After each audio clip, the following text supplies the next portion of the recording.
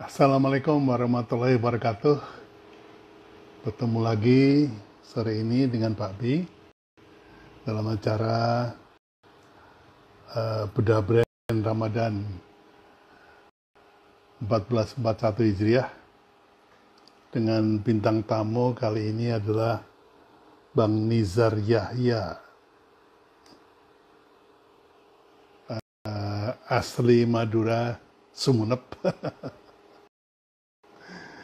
Tapi kita nggak akan bahas Maduranya, kita akan bahas tentang produknya dia, yaitu produk cake, ya, dan ada cerita bakery sedikit. Jadi nanti kita tunggu kehadiran Pak Nizar. Kalau orang Madura biasanya dipanggilnya Cak, ya. Cak Nizar, Reng Madura. Makanya dikasih headline-nya ke saya juga bahasa Madura. Saya juga sempat bingung sih. Ini apa-apaan nih kasih bahasa Madura. Wah, rupanya beliau bangga sekali menjadi orang Madura. Oke,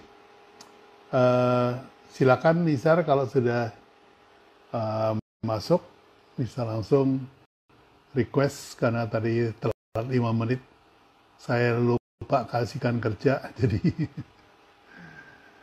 jadi lupa kalau udah jam 16.00.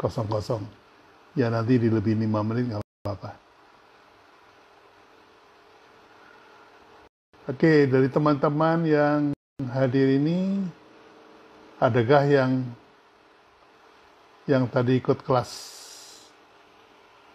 berbayar content creation, cara membuat konten, diawali dengan pemahaman tentang materinya dulu, baru kemudian nanti akan diajarkan how to make a content, baik copywriting maupun visual. Di belakang kita produksi. Oh, oke. Pantes rame. Oke. Ya. Ya wis, gak apa-apa wis. Ya. Siap. Oke. Pak, Ya. PSBB Sar, gimana Pak? tadi kenapa? PSBB. PSBB ya di rumah aja lah. Mau apa lagi? Mau ngelawan musuhnya nggak kelihatan. Nggak kelihatan musuhnya. Iya. Iya, Sar. Ini tadi saya udah buka, udah ngobrol-ngobrol sama teman-teman. Jadi udah saya jelaskan tadi bisnis kamu apa aja, tapi rasanya lebih baik kalau kamu yang memperkenalkan diri, karena teman-teman pasti kaget kalau bayangannya kalau ini bisnisnya cake ini mestinya wanita cantik gitu, tiba-tiba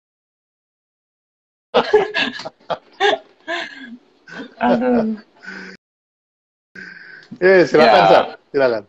Oke, siap. Assalamualaikum warahmatullahi wabarakatuh. Allahumma shalli ala Muhammad wa ali Muhammad. Waalaikumsalam. Perkenalkan, ya sebenarnya sih kan yang diundang Pak Bi itu orang top semua, Pak Bi. Helmi Yahya, saya juga Nizar Yahya. Ya alhamdulillah diberi kesempatan loh, Pak Bi, untuk sharing dengan Pak Bi. Gitu kan. Saya Nizar Yahya, kelahiran 82, Pak Bi. Kelahiran 82, pengalaman saya nggak pernah punya pengalaman, Pak Bi.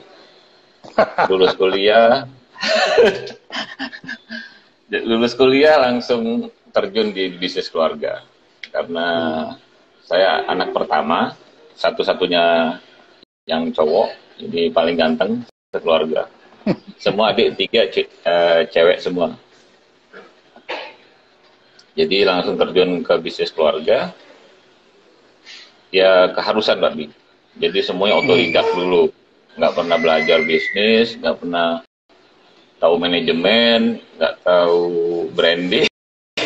Branding tahunya 2016 ketemu Pak Bi ini. Jadi semuanya ya dikerjakan sendiri Pak Bi. Dari CEO lah, Chief Everything Officer. Punya bisnis, nggak bisa. Semuanya dilakukan sendiri Pak Bi. Sudah mulai takluk lah. Ini harus didelegasi, yang bagian keuangan harus ada yang megang, bagian produksi harus ada manajernya, ya itulah apa alamiah lah perkembangan bisnisnya Pak Bi. Nggak ada yang pakai planning bisnis plan apa segala macam, belum lah. Alamiah semua ya, tumbuh organik lah. Kalau Instagramnya ya nggak tanpa boom light. Organik, benar organik. Besar di Madura Pak Bi, besar di Madura, di semua kabupaten kita. Surabaya baru 1 tahun kita masuk dengan brand Tunggadewi. Pusatnya di mana, Sar? Apa Pak Bi? Kantor pusatnya di mana? Maduranya di mana? Kantor pusatnya di Sumeneb, Pak Bi. Ini saya lagi Sumeneb di Sumeneb sekarang ini. Paling ujung ya? Paling ujung. Dari Surabaya 140 kilo. Iya. Kamu kerja ke perusahaan keluarga yang namanya Anita Bakery itu ya? Iya betul, Anita Bakery. Itu kamu mulai udah jadi bos apa mulai dari melintir gandum gitu? Waduh, ya. Melintir tepung gitu. Mulai Ceritain dong. Oke. Kan kita kan dulu nggak ada pegawai Pak Bi. Di bisnis ini kan cuma ibu saya, bapak saya. 92 itu saya SMP itu ngantor roti-roti sendiri Pak Bi, pakai sepeda motor, saya boncengan sama bapak saya, terus dimulai dari nol, benar-benar dari nol Pak Bi. Terus kita juga kora-kora, ngayak tepung, semuanya. Tunggu. Masa Kora-kora tuh cuci piring ya? Ya, cuci piring. Bahasa Maduranya kora. Kora-kora. Bahasa Indonesia kura-kura. Kura-kura. Didik susah, memang susah sih. Kalau orang susah kan mau didik gimana lagi, memang susah Pak Bi. Jadi pendidikannya mulai dari situ, dari nol. Benar-benar. Terus mama saya juga mendidik supaya semua bisa megang adonan dari tepung sampai finishing oven, kita harus tahu. Jadi berapa tahun ya, 6 tahun saya megang, 3 tahun ya, 3 tahun megang adonan lebih. Setelah itu kita nggak mampu lagi, sudah, karena kan cabangnya sudah ada beberapa, nggak mungkin kita di adonan terus gitu. Itu adonan itu tepung dikasih air, kasih apa tuh sih? Mentega, kayak gitu ya. Kalau roti sih tepung, vermipan ya, ragi itu, ragi, terus gula, garam. Jadi dipisah antara bahan kering dengan bahan basah. Ada bahan kering ditimbang terlebih dahulu, terus ada bahan basah kayak mentega, telur, seperti itu. Baru di mixing lagi, Kalau sekarang sudah kita pakai premix semua, campur air. Oh gitu. Jadi udah nggak? Iya, iya. Kalau dulu kita kayak gitu. Kalau sekarang sudah tinggal nyampur air aja. Iya. Kalau yang saya lihat itu kan tepung dikasih mentega, kasih apa terus digitu-gituin gitu kan. Sampai dibentuk gitu. Itu ada berapa jenis roti itu satu hari kamu bikin? 250 item lebih, macam jenis. 250. Itu kamu bikin semua itu? Iya, sekarang sudah mulai dipangkas-pangkasi, Pak Bi. Jadi kita buat setiap bulan itu 10 terendah kita ini Buang, lagi, ya? apa namanya? Ya, nggak dipakai lagi. 10 terendah, terus buat variasi terus.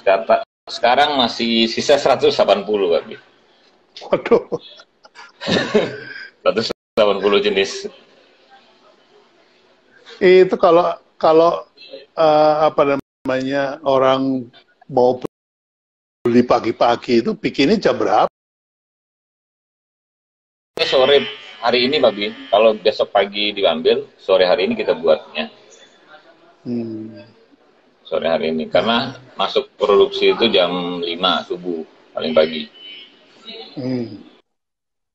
Ya, ya, ya. Itu untuk buka jam berapa itu? Jam 8 atau jam 10?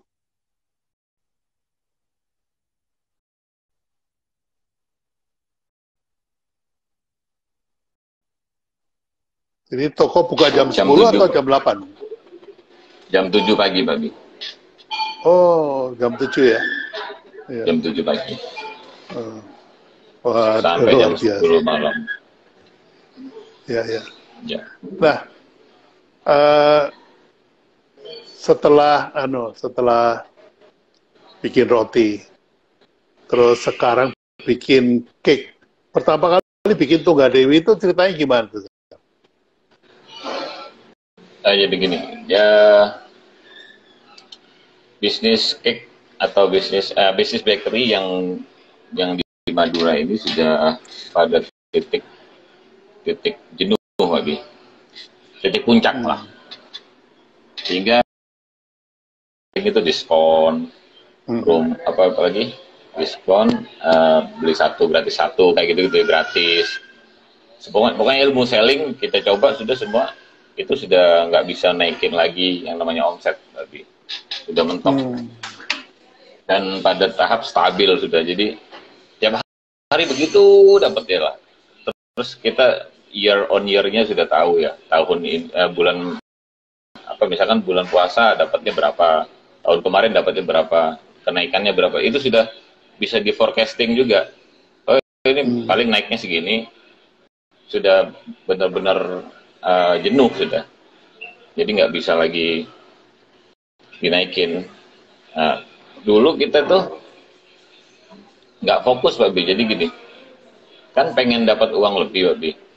Pemasukan itu kan pengennya dapat tiap bulannya nggak segitu-segitu aja, pengennya dapat masukan lebih. Jadi kita itu melalang buana buka minimarket, Babi. Terus buka kafe, ya, buka butik, toko baju. Jadi nggak fokus di roti aja, ya. Buka toko parfum. Semua mau ya? Udah semua bisnis lah, Abi. Ya semua mau lah. Kalau pas lagi bulan puasa begini, baju koko kita datengin, sarung apa semuanya. Maruk lah, Abi. Namanya uang. Nah, tapi berjalannya waktu, roti semakin bagus ya. Terus minimarket saingan dengan brand-brand yang besar itu, kita nggak bisa kalah harga juga, kayak beras, apalagi minyak goreng, itu susu bayi, itu kita nggak bisa saingan sama mereka lah. Intinya, nah, akhirnya, ya, Abi.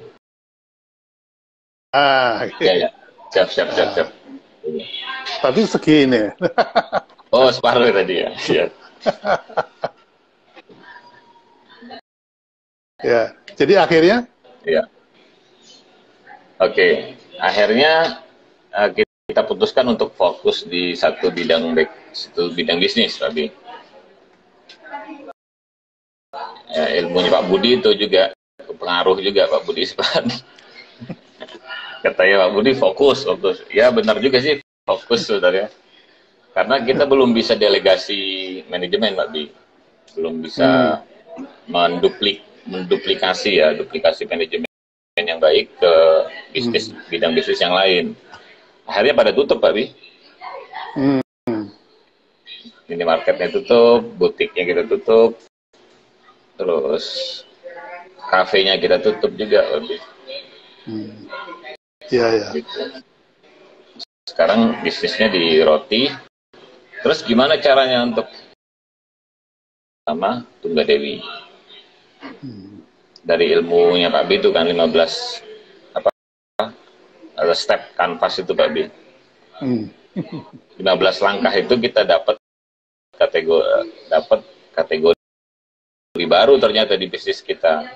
Di bisnis roti ini bisa sih dikembangin dengan kategori baru. Melihat, oh masih bisa nih. Itu kan jenis cake-nya sama tapi segmentasinya beda. Gitu.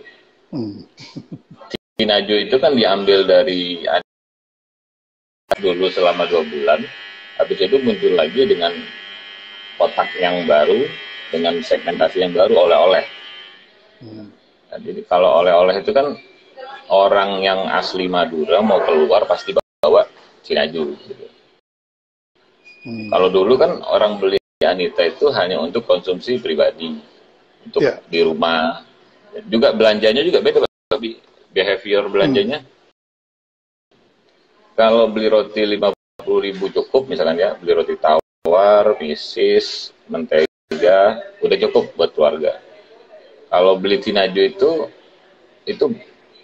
semua dihitung, Mbak Bi. Ponakan, sepupu, paman, bule, Pak Ade, belanjanya gila, jadi 300.000, 400.000. Kalau nggak bawa oleh-oleh itu apa ya, kayak nggak sopan banget gitu, datang ke rumah orang tanpa oleh-oleh gitu kan. Gitu. Budaya di sini nggak tahu ya, budaya lain mungkin sama ya, hampir sama Indonesia. Tapi di sini itu harus, itu wajib tuh. Kayak bahasa Maduranya itu tak pantas gitu, tidak ini kalau nggak bawa oleh-oleh itu. Dan balas-balesan, kalau nanti tamunya dapat ini nanti dibalesin kalau ke rumahnya gitu. Oh iya. Itu sama persis dengan budaya di Jogja itu. Oleh, tapi alih-alih kalau salah. Jadi kalau ada tetangga gitu, kita lagi masak, kan nyium baunya nih, baunya. Iya. Masak gulai gitu, nyium baunya, dikirim gulainya gitu. Jadi nanti masak rendang, kena baunya, dikirim rendangnya gitu. Jadi dengan begitu timbullah budaya untuk mengantar, biasanya dalam bentuk rantang, masuk ke rantang gitu. Nah, waktu rantangnya dicuci, terus dibalikin, itu nggak boleh kosong. Dia harus isi lagi gitu. Nah, itu budaya tuh di Jogja, Solo tuh masih kuat banget. Mungkin di Madura masih sama ya. Madura sama. Nah, di malam gini nih ada juga. Malam puasa, kalau likuran apa 21 ya, malam 21 gitu. Itu antar-antar itu kayak gitu, antar-antar.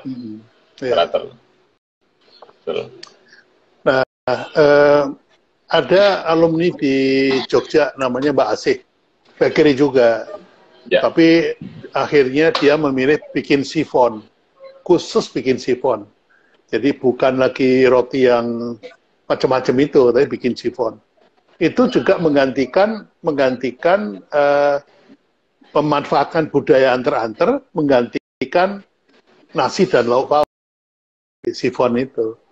Nah, itu marketnya gede banget di sana.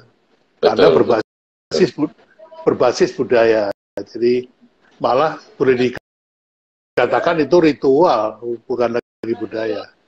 Nah itu kalau dimanfaatkan itu dinajunya bisa melejit lagi tuh, Sar. Iya, iya, betul, Wabi. Tinaju itu kan sendiri Raden Ayu, Wabi. Kata Hmm. Tinaju, Wabi. Tinaju itu dari Raden Ayu, bahasa Maduranya Tinaju. Tapi Dinaju. nggak semua, ya nggak semua orang Madura bahasa Tinaju. Tinaju itu sudah hampir punah, Babi, kalimat itu, Babi. Kalimat Tinaju itu.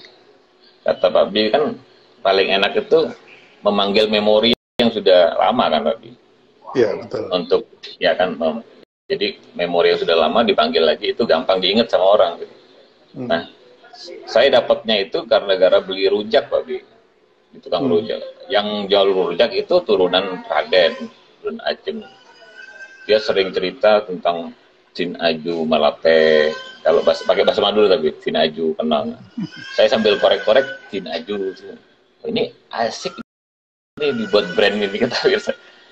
Jadi saya buatlah brand Tinaju Raden Ayu gitu, Den Ayu lah, Den Ayu. Ternyata responnya bagus lah orang. Tinaju itu orang gampang lah, Abi, ngingetnya.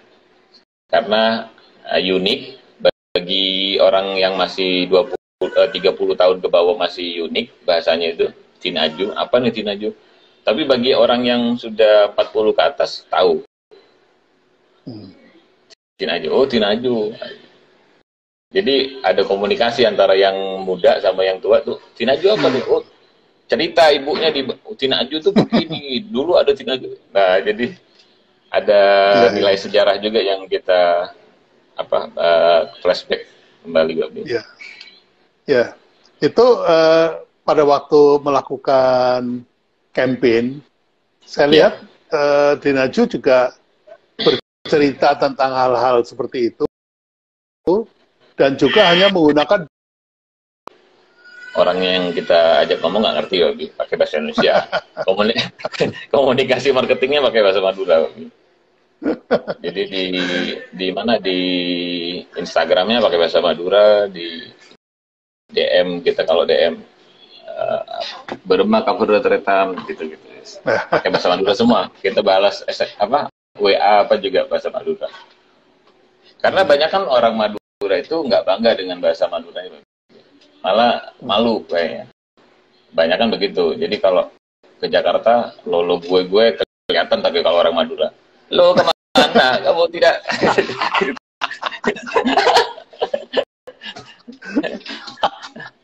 Lo dari mana? Oh, lo. Ya, saya ingin bahwa jangan malu dia orang Madura, nggak apa-apa. Kelihatan Maduramu nggak apa-apa. Kamu harus bangga. Saya buktikan dengan produk Tinaju yang unggulan, artinya enak banget, nggak kalah dengan keke artis yang lain. Kita bisa bersaing, tapi Madura kuat, nggak bisa hilang memang.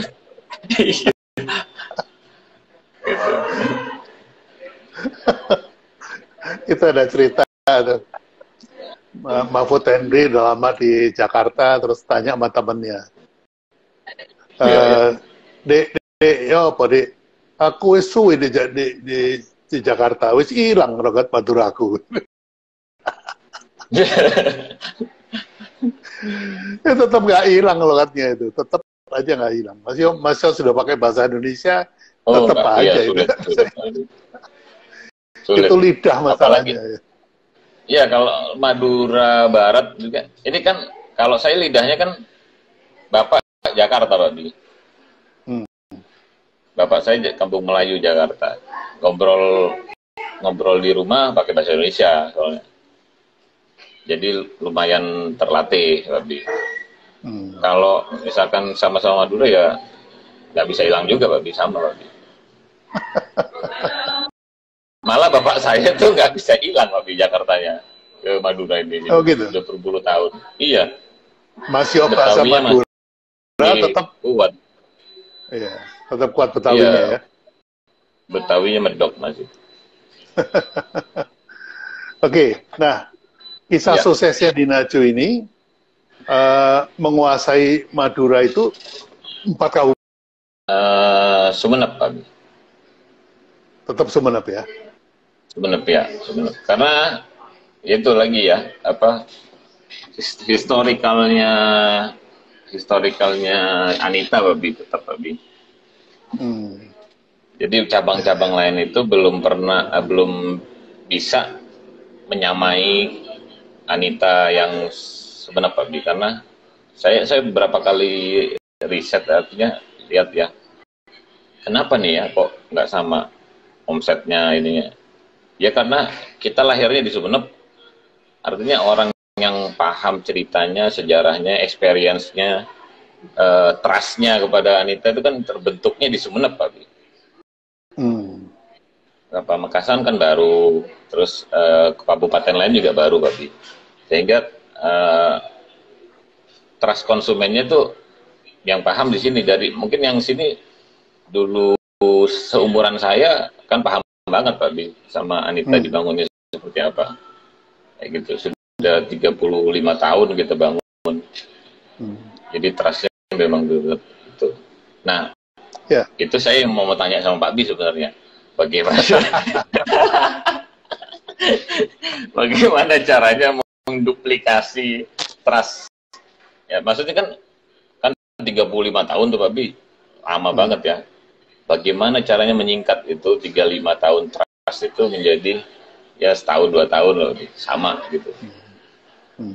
Campaign-nya.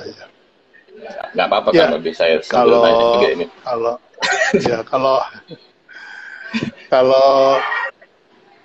pertanyaan pertama adalah apakah ada sentimen antara Sumeneb, Kalianget, Pamekasan sama Bangkalan? Ada sentimen sentimen apa kedaerahan ya?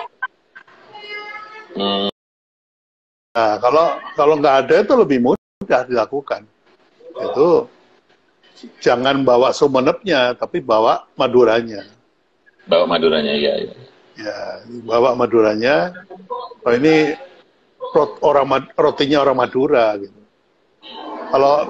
Kalau bikin slogannya kira-kira jangan ngaku orang Madura kalau nggak makan dinaju gitu. Dinaju, ya. Udah pernah makan dinaju belum? Belum, bukan orang Madura kamu gitu. Iya. Jadi kalau jangan ngaku orang Madura kalau nggak makan dinaju gitu. Betul. Oke. Nah, dengan adanya COVID, ini kan semua turun nih omsetnya. Dengan Anita dan Dinaju sendiri gimana?